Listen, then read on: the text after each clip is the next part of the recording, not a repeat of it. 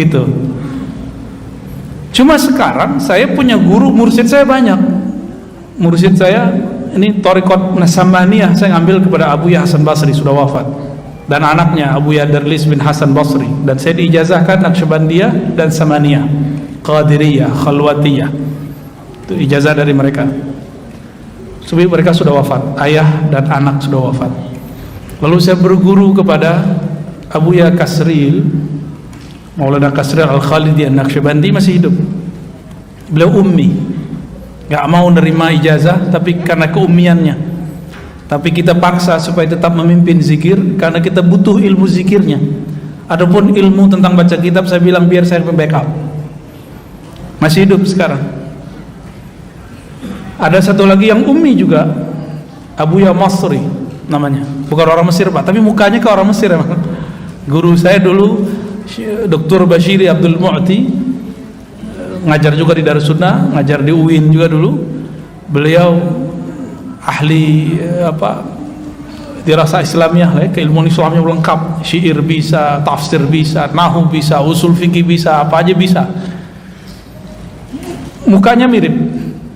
Saya mikir jangan-jangan emang dia dari Mesir nih, keturunan dulu ya. Abuya Masri mengijazahkan saya juga Naqsyabandiyah, Khalidiyah, Samaniyah, Khalwatiyah, Al-Qadiriyah. Jadi saya bersanad, alhamdulillah. Kemudian juga guru saya waktu saya masih kecil namanya Abuya Riswandi, mengijazahkan saya juga Naqsyabandiyah dan mentalkinkan Samaniyah, tapi tidak mengijazahkan Samaniyahnya. Tapi beliau ngambil tabarruk kepada saya Thariqah Syaziliyah. Jadi ini guru yang mau merendah juga nih ya, ada guru begitu Pak. Dan saya mudabbaj itu dalam ilmu sanad saling mengambil, dia mengambil dari saya mengambil dari dia. Dengan tuanku Buya Kerajaan, nama ininya, nama gelarnya itu di pesantren yang ada di Pariaman, Thariqatnya Syattariyah. Beliau tawadhu sekali orangnya, masih mau dengerin bocah saya kayak saya ini. Di umur beliau kan saya masih kecil. Tapi setiap kali pulang beliau minta, ayo ngajar kitab sebentar gitu di tempat beliau. Dulu kalau nggak di rumahnya, kalau nggak di pesantren. Dan masih banyak lagi beberapa thariqah dan masyayikh yang mengijazahkan. Sekarang saya ketemu seorang mursyid lagi yang mengajarkan thariqah, gabungan 4 thariqah, lalu kemudian dia mengambil metodologi awalnya, disebut Al-Muhammadi. Jadi gabungan Naqsyabandiyah, Qadiriyah, Syaziliyah, Tijaniyah. Nama guru saya itu Abiya Ahmad Al-Badar. Dan mereka beda-beda. Yang 4 yang tadi itu orang syariat semua. Kalau yang ini Malamatiyah. Kalau Malamatiyah tahu sendiri, ujiannya langsung ke dalam jantung antum, itu sir antum diuji. Saya ketemunya setelah saya berdoa lama bertahun-tahun, ya Allah pertemukan saya dengan wali Allah yang mempunyai ma'rifat tentang engkau. Ujiannya berat. Ketemunya di mana? Dia orang Jakarta tapi ketemunya di Uzbek. Jadi saya karena dari kecil belajar Naqsyabandiyah, saya pengen ziarah ke Naqsyabandiyah dan minta izin, minta kepada Allah, ya Allah pertemukan saya dengan wali-wali Allah. Ternyata saya sekamar dengan beliau. Malam-malam kenalan sampai kami di kota Bukhara. Jadi turun di Tashkent, dari Tashkent terbang lagi ke Bukhara, sekamar. Kata beliau, maafin ya kalau saya agak nyeleneh-nyeleneh. Iman saya itu mulai diuji tuh. Pandangan batin saya mulai diuji. Mulai diuji, Pak. Kak, aneh kenapa?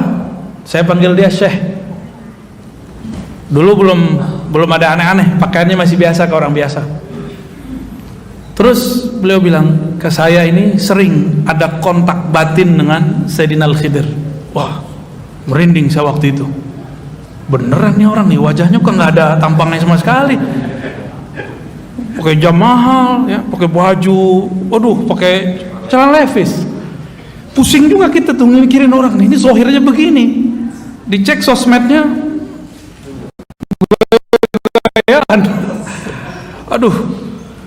Terus saya kan karena khawatir tidak mau mengulangi kesalahan yang dulu diberitakan Allah dalam surat Al-Kahf.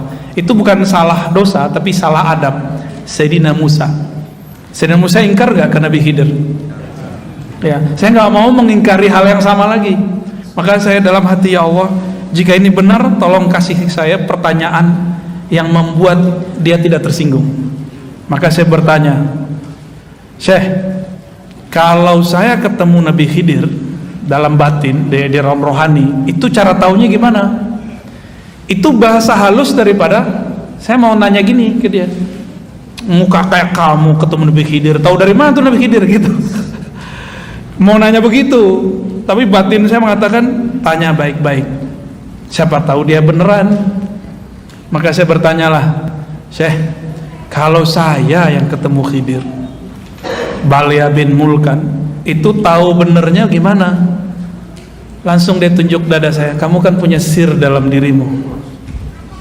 Merinding saya ditunjuk begitu. Kamu punya sir dalam dirimu. Sirmu itu ada ruh di dalamnya. Ruh kenal dengan ruh, sir kenal dengan sir. Di situ saya mulai berhati-hati dengan orang ini. Gak boleh suzon sama sekali. Suzon lewat kita. Nah itu ceritanya. Maka selama pandemi saya dapat hadiah itu. Hadiah mulazamah, diminta beliau ngajar hikam di tempatnya. Jadi ceritanya saya diminta ngajar hikam di tempatnya. Ar-Razi bisa ngajar hikam nggak? Oh siap, saya ngajar hikam lah di sana. Waduh, saya diuji Pak. Ngajar hikam orangnya main PS. Hikam kan mengajarkan berbaik sangka, benar nggak? Dia main PS, saya bisa nggak baik sangka sama dia? Selesai saya ngajar hikam, saya duduk bersama beliau, nemenin beliau main PS. Ternyata beliau ini satu napas nggak pernah lupa kepada Allah Subhanahu Wa Taala. Jadi ketika main segala macam, ntar ada sirnya turun, diambil kertas, dia tulis. Saya mau nanya waktu itu, Syekh, ente tahu nama ruh, dalilnya mana? Ada nggak ulama terdahulu yang ngomong nama ruh? Jadi dulu saya termasuk meragukan nama ruh, ya, termasuk yang meragukan nama ruh. Dan itu kepala saya mau pecah Pak, mau ngomongin masalah nama ruh. Karena selama ini saya belajar thariqah, saya asli belajar thariqah dan dapat ijazah kemursyidaan. Beda dengan orang di luar sana yang anti dengan masalah ini, dia belajar thariqahnya cuma lewat kitab atau cuma baca rotib-rotib aja, gak pernah suluk 40 hari, gak pernah suluk sekian hari, gak pernah ikut suluk tarekat apa. Saya ngikutin dan emang gak ketemu dalam kitab-kitab yang pernah saya baca. Ternyata saya kurang baca kitab. Ada ternyata. Kata beliau, ente cari lagi main PS. Ini orang gak pernah nyantri Pak. Tapi dia bilang saya belajar kitab tasawuf bukan di sini, tapi di alam lain. Wah, kan pusing lagi kita. Selama ini saya tahu nama kitabnya Ghunyah, karya Syekh Abdul Qadir Jilani. Lagi habis main PS dia bilang, tutup. Kamu kalau ragu bab ruh, padahal saya nggak nanya Pak, cuma di hati doang. Kamu kalau ragu masalah ruh, cari kitab Syekh Abdul Qadir Jilani, buka kitab Al-Ghunyah. Kitab apa? Al-Ghunyah.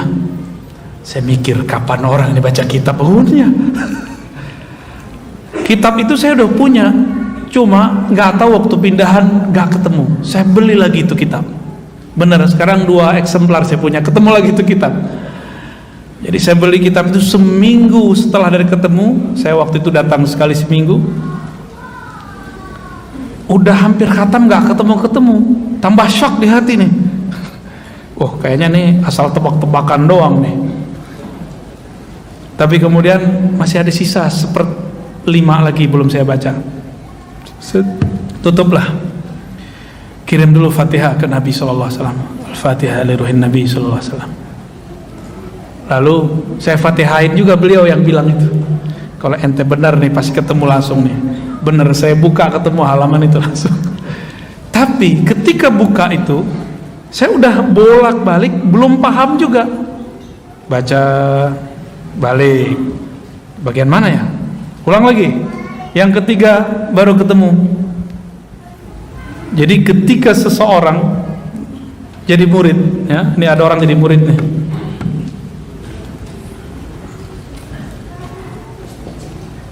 Murid itu bahasa Arab, artinya yang berkehendak mengenal Allah.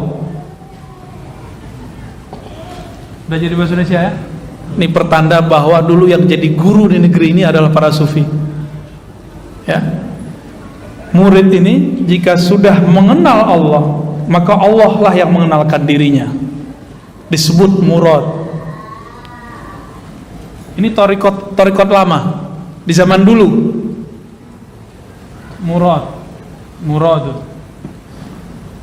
Murad itu Allah yang mengenalkan diri kepadanya. Dalilnya apa? Jika hamba mendekat satu jengkal, Allah mendekat. Hamba mendekat berjalan, Allah mendekat dengan. Maka orang itu yang dikehendaki Allah. Zahirnya dia yang berkehendak, batinnya Allah lah yang berkehendak. Maka disebut murad. Jika si murid sudah faham bab ini, dia nggak merasa zikirnya lagi yang hebat, dia nggak merasa sholatnya lagi yang dahsyat, tapi dia merasa semua ini anugerah dari Allah, baru disebut murad. Habislah iradah dia dalam iradah Allah, lenyaplah kudrat dia dalam kudratnya Allah. Ketika itu Syekh Abdul Qadir berkata, Allah akan menamakannya dengan nama-nama yang hanya Allah yang tahu. Hanya Allah yang tahu itu maknanya dua. Benar hanya Allah yang tahu dan para walinya atau nabi-nabi. Karena di Quran kan ada la ya'lamul ghaiba illallah, tidak mengetahui yang gaib kecuali Allah. Kecuali Allah memberitahu, kata Imam Suyuti. Kepada siapa Allah kasih tahu? Nabi dan wali-walinya. Nabi dan wali-walinya. Di situ ada kalimat Allah akan menamakan orang ini dengan nama-nama yang hanya Allah lah yang tahu. Makna keduanya, nama-nama itu banyak, hanya Allah yang tahu berapa banyak nama itu.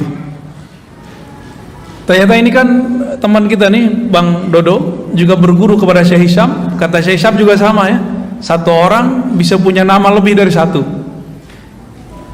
Nih, Syekh Hisham Kabani, tahu Syekh Hisham Kabani, murid Syekh Nazim. Syekh Abdul Qadir ngomong gitu loh ya. Allah akan beri lakop dia dengan lakop itu gelar yang hanya Allah yang tahu.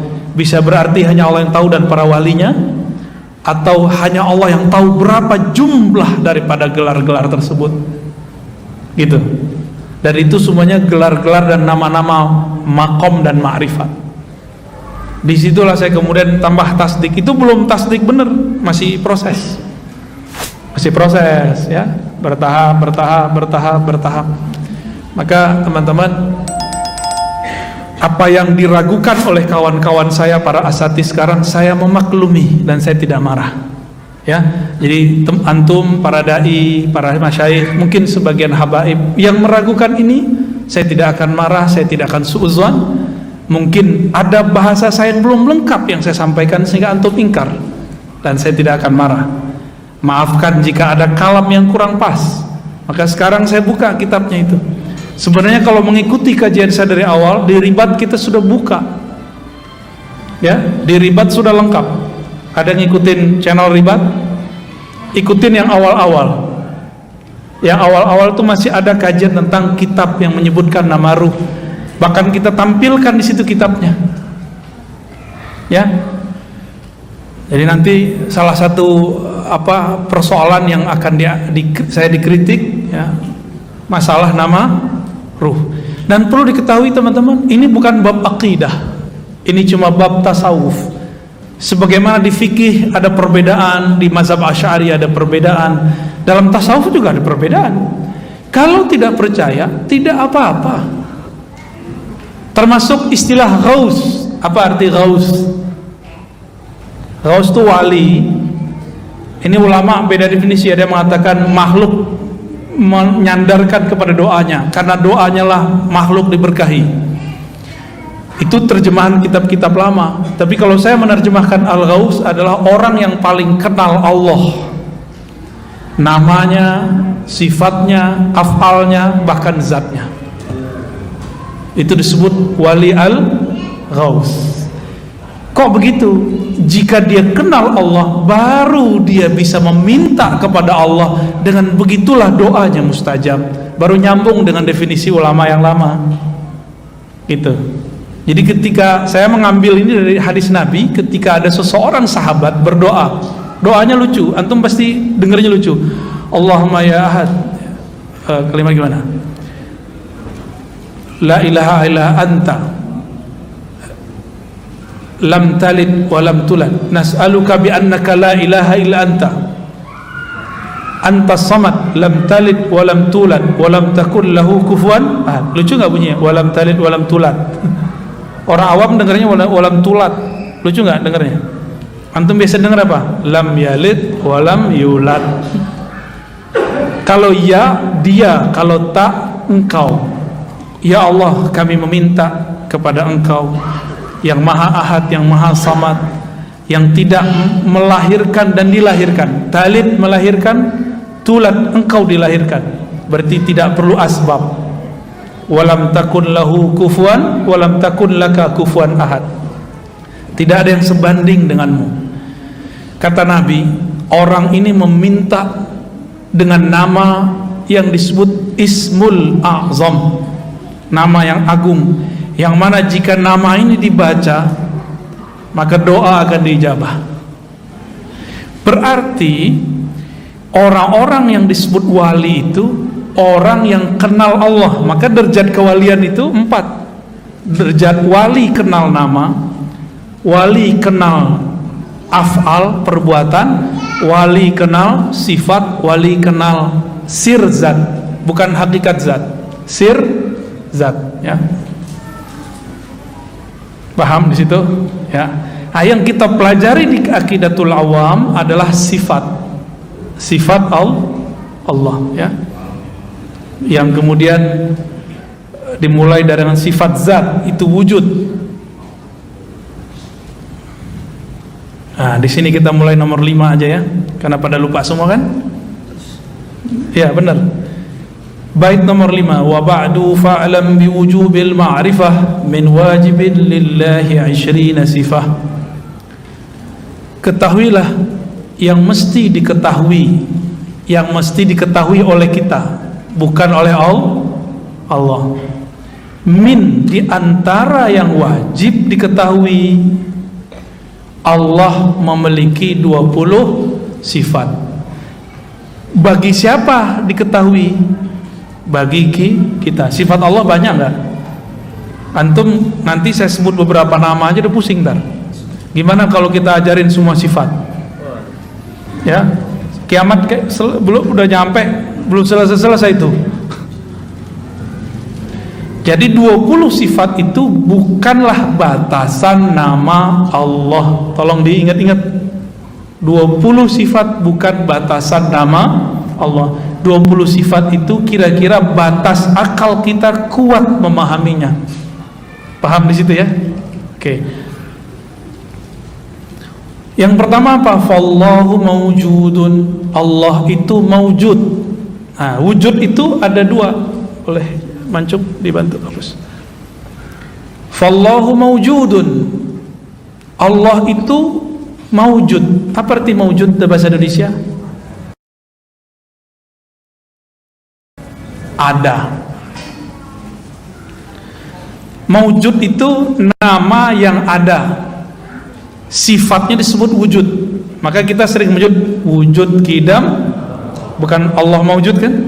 Wujud qidam baqa.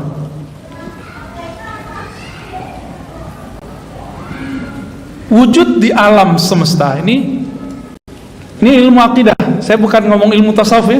Kita garis dulu. Karena istilahnya sama, nanti maknanya berlainan. Istilahnya sama, nanti maknanya berlainan. Wujud ini dibagi 2 aja. Kalau ulama sih bagi 3 ya. Kita bagi 3. Wajib,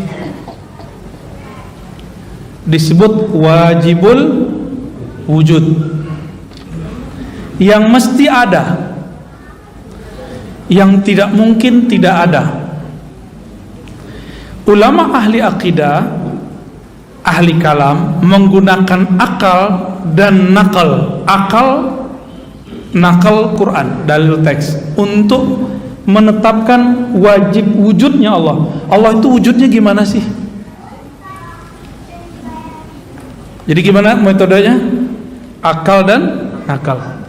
Tapi coba antum ngomong sama non muslim, bisa nggak pakai surat kulhu? Dia nggak percaya, maka akalnya dulu yang ditembak. Ya, kita ajak dia mikir. Mungkinkah air ini tidak ada yang buat? Nggak mungkin. Ini orang-orang non muslim nih yang ateis. Mungkinkah masjid ini tiba-tiba terjadi aja? Dia pasti bilang nggak mungkin. Kita gedein lagi. Mungkinkah bumi ini tidak ada yang buat? Oh nggak mungkin, mesti ada. Jika satu botol ini aja ada yang buat, masa alam semesta nggak ada yang buat? Maka ini disebut wajibul wujud. Mesti ada. Mustahil tidak ada. Mustahil tidak ada. Itu kalau di matematika negatif kali negatif, jadi apa? Itu yang disebut wajib. Wajibul wujud, yang wajib wujudnya, yang akal kita akan mustahil mengatakan dia tidak ada. Cuma akal hanya sampai mengatakan dia ada, titik gitu. Terusannya dia mesti menggunakan dalil-dalil Al-Quran dan Sunnah. Inilah kehebatan ahlul kalam. Perbedaannya dengan filsafat. Filsafat sampai kepada keyakinan bahwa alam ini ada yang mencipta.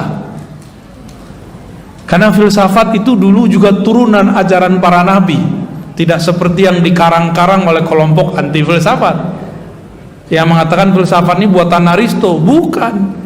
Filsafat itu dulu sudah ada semenjak zaman-zaman para nabi. Aristoteles dalam riwayat yang dinukil oleh Syahrastani adalah seorang murid yang terhubung kepada Nabi Sulaiman. Nabi Sulaiman nabi bukan? Gimana? Kira-kira mau anti filsafat? Ya. Kita cuma anti filsafat yang membuat kita mengingkari Allah gitu. Jika ada ya biarin aja. Tapi kita nggak butuh kok filsafat. Kita sudah ada ilmu akidah. Antum sudah punya ilmu akidah. Tapi kalau mau tahu, saya dosennya. Tapi juga dosen hadis. Lebih lama ngaji hadis, itu aja bedanya. Maka saya tidak menghadas-hadaskan filsafat, karena kita tahu hakikat filsafat itu apa. Nggak seperti yang dibayangkan mereka. Ya, ini wajib. Dan yang wajib wujud itu cuma Allah Subhanahu wa ta'ala. Ada wujud yang lain, disebut mungkin.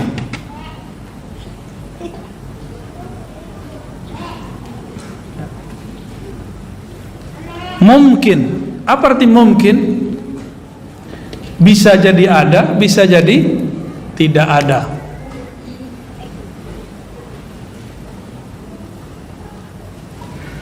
Mungkin ini udah jadi bahasa Indonesia. Mungkin ada mungkin secara, ini ada dua ya.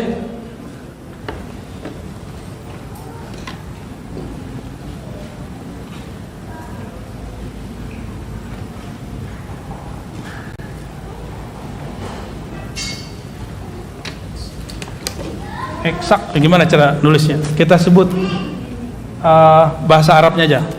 Tabi'i.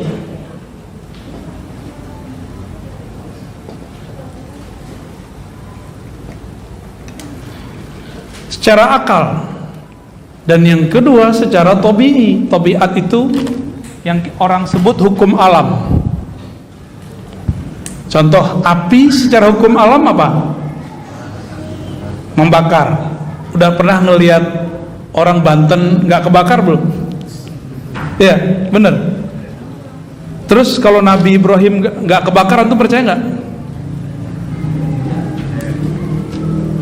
Berarti secara tabi'i api membakar, tapi akal kita bilang pernah kok seseorang dibakar api tapi tidak terbakar. Maka akal kita tunduk kepada Quran, karena Quran itu dibangun atas wahyu yang pasti diterima akal. Makanya Al-Quran mengatakan afala taqilun, apakah engkau tidak berakal?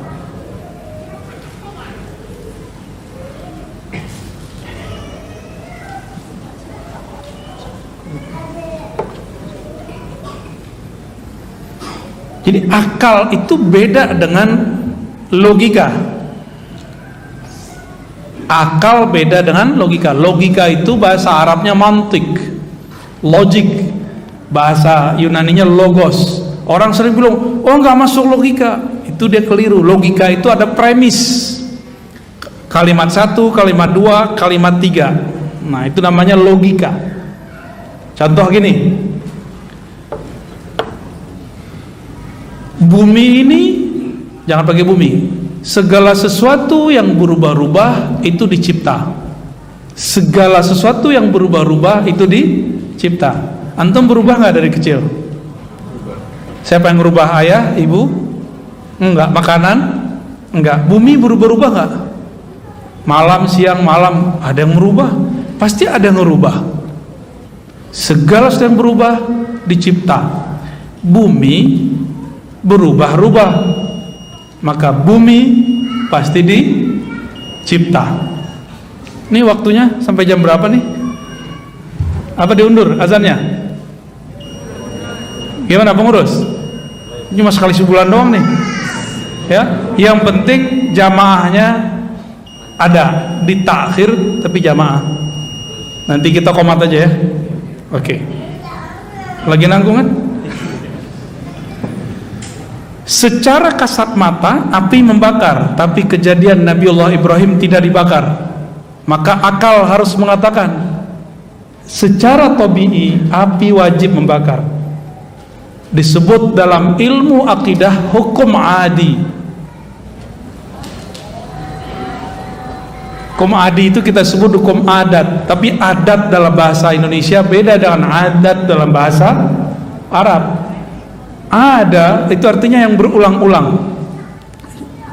Ayah dari guru saya Syekh Muhammad Said Ramadan Al-Buti mengatakan, karena setiap hari kita melihat api membakar kertas, membakar rokok, maka kita mengatakan api pasti membakar. Maka disebut hukum adi. Adi sesuatu yang berulang. Coba air yang mengenyangkan, air yang menyegarkan, nasi yang mengenyangkan. Karena setiap pagi selesai kita sarapan kita kenyang. Benar ya? Setiap pagi, maka kemudian kita berkesimpulan bahwa airlah yang menyegarkan, nasilah yang disebut hukum. Sedangkan ini disebut hukum akli.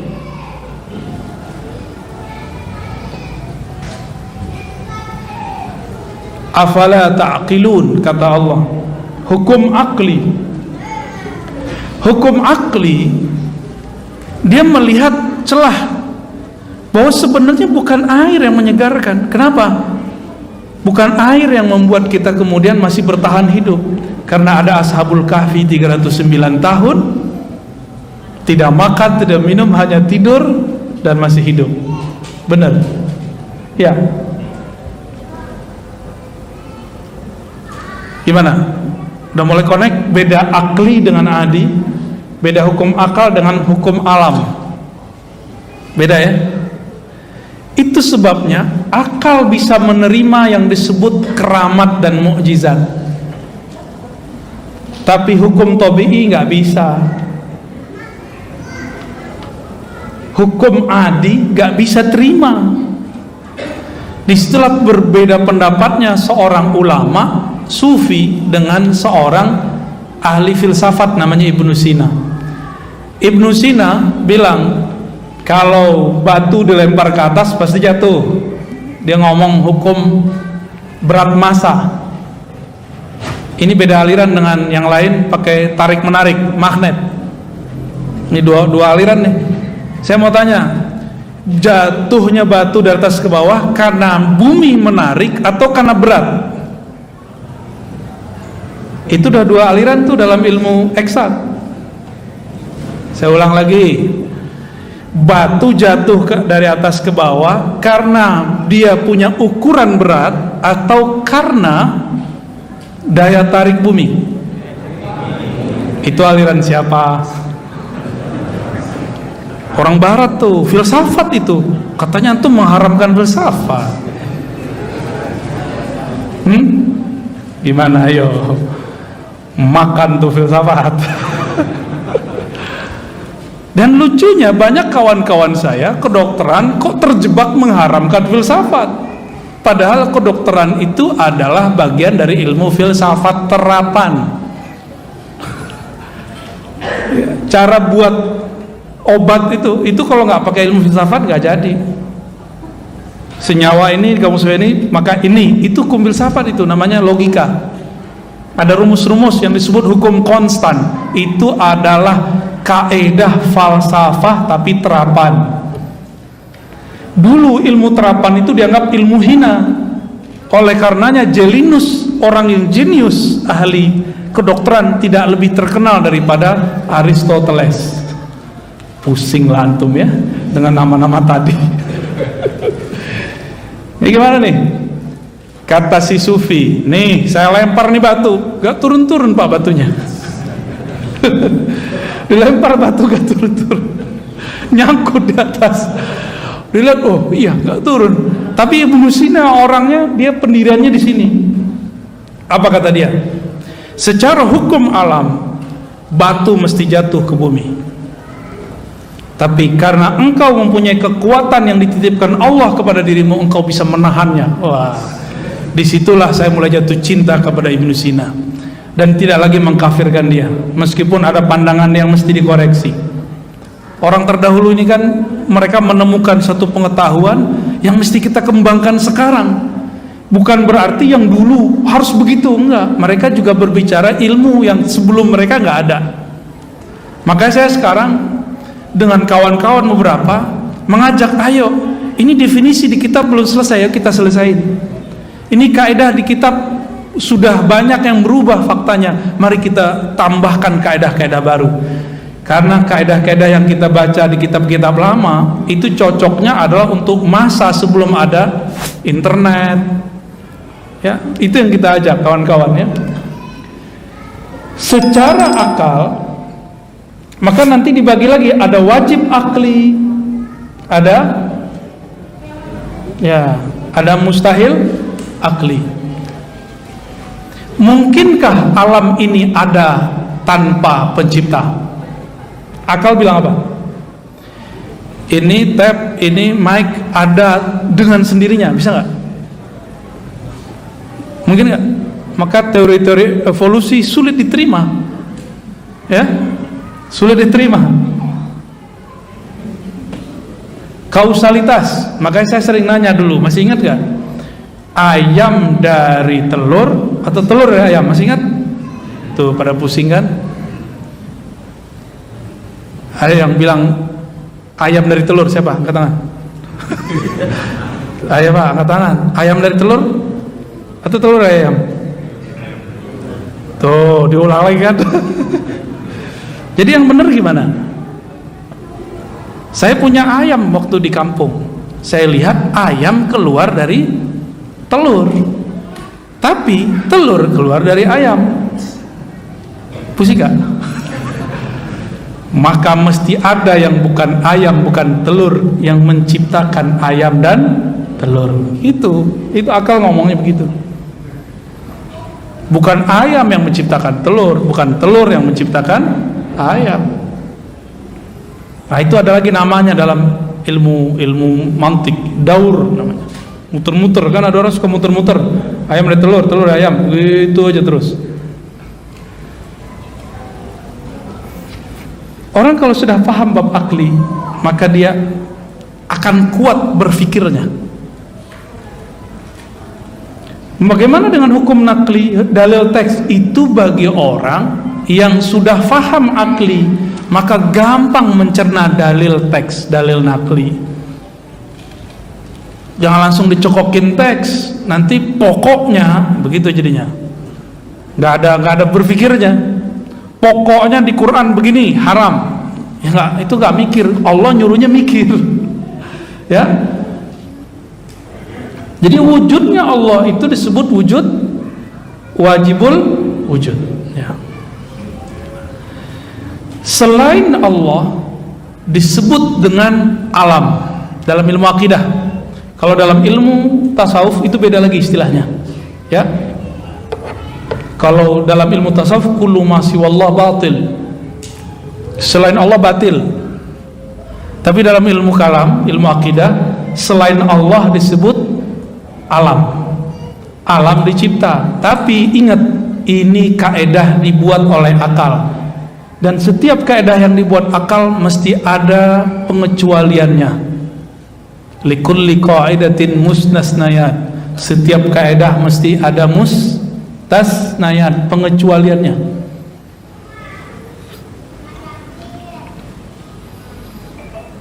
Ketika kita mengatakan bahwa alam ini ada, alam ini apa? Segala sesuatu selain Allah. Oke. Nah, turunan alam boleh dihapus, Cuk. Ini bagian terakhir yang mau saya jelaskan. Alam itu dapat lagi dibagi. Pertama namanya jisim, benda. Tapi bukan benda dalam bahasa Indonesia. Bukan jisim dalam bahasa Indonesia.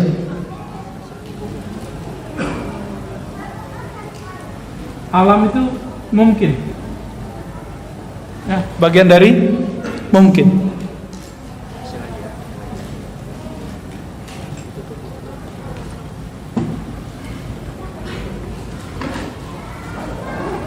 Ini istilahnya Pak, saya susah membahasakannya, tapi saya terjemahin ya.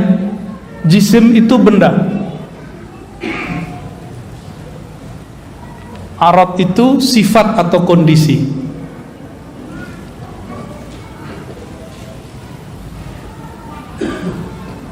Ini terjemahan paksaan ya. Sampai hari ini belum ketemu terjemahan yang pas. Jisim, benda, sifat, kondisi. Contoh, ini apa namanya? Whiteboard. Oke, papan tulis putih. Itu aja, itu bahasa Inggris Pak. Papan tulis, benar nggak? Ini papan tulis, warnanya apa? Oke, apakah putih itu papan tulis? Ini putih nggak? Tapi bukan papan tulis. Muka saya putih nggak Pak? Untuk Bapak putih lah ya. Ini putih, apa lagi? Itu cat putih nggak? Oke. Sifat atau kondisi salah satunya warna. Di warna disebut dengan arad. Dia ada pada benda. Benda itu dibagi dalam ilmu akidah jadi dua, benda kasar, benda halus. Saya tambahkan yang ketiga, nuriyun, cahaya. Jadi di kitab cuma dua Pak, kasar, halus, cahaya. Ini ijtihad, bisa jadi salah, bisa jadi benar, tapi insya Allah ini benar. Kasar, halus, nuriyun, bersifat seperti cahaya. Kasar contoh, ini kasar apa halus? Kasar. Bertempat nggak? Halus, udara. Udara bertempat nggak? Nggak bertempat Pak. Udara, salah satu sifat udara masuk seperti air. Dia masuk ke tempat yang kurang massa udaranya seperti air. Kadang udara itu ada kelembabannya, ada airnya Pak. Lupa ya. Ini saya yang kuliah agama, Bapak kuliah umum, masa lupa? Udara itu adalah kelembabannya nggak? Ada. Terus cahaya, itu kelihatan cahaya? Cahaya butuh ruang. Ada ruang nggak yang ditempati? ada ruang. Maka benda itu punya karakter. Apa karakternya? Termasuk ini, bertempat. Berarti alam bertempat gitu.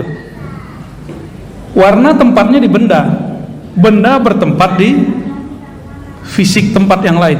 Coba bayangkan ada whiteboard tapi bukan di satu tempat, bisa nggak? Nggak bisa. Kalau Bapak bisa mikir, berarti otaknya masalah tuh.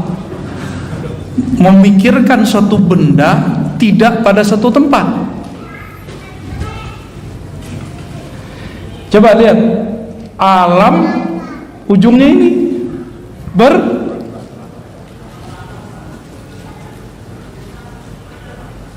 itu maksud kajian kenapa dipisah jadi dua, ya? Kenapa ini dipisah? Karena Allah bukan alam, maka Allah mustahil bertempat. Kalau faham ini baru beres baca Ar-Rahman 'alal 'arsy istawa. Allah bersemayam di atas aras, bukan menempatinya. Cukup katakan bersemayam, selesai. Yanzilu Rabbuna, Allah turun sepertiga malam terakhir. Enggak usah dibayangkan bertempat, berpindah-pindah, enggak. Apalagi bertempat, berpindah-pindah, berubah-ubah, enggak, ya. Ngebul enggak? Tapi bisa dipahami ya? Alhamdulillah. Ini baru belajar ilmu aqidatul awam. Begini cara belajar saya dulu kepada guru-guru saya. Sudah mulai paham? Dikit-dikit aja dulu ya. Di sini cukup? Cukup ya? Jadi kalau disebut dalam surat Asy-Syura, surat musyawarah, laisa kamitslihi syai', tidak ada yang serupa dengannya satupun, yaitu alam. Tiadalah alam serupa dengannya. Alam bertempat, dia tidak bertempat. Alam berbentuk, Allah tidak berbentuk. Alam berubah-ubah, Allah tidak berubah-ubah. Alam ada awalnya, Allah tidak berawal. Alam ada akhirnya, Allah tidak berakhir. Baru pas maknanya, huwal awwalu wal akhiru. Dia maha awal, bukan berarti ada awalnya, justru tidak berawal. Wal akhiru, dia tidak berakhir. Gitu ya.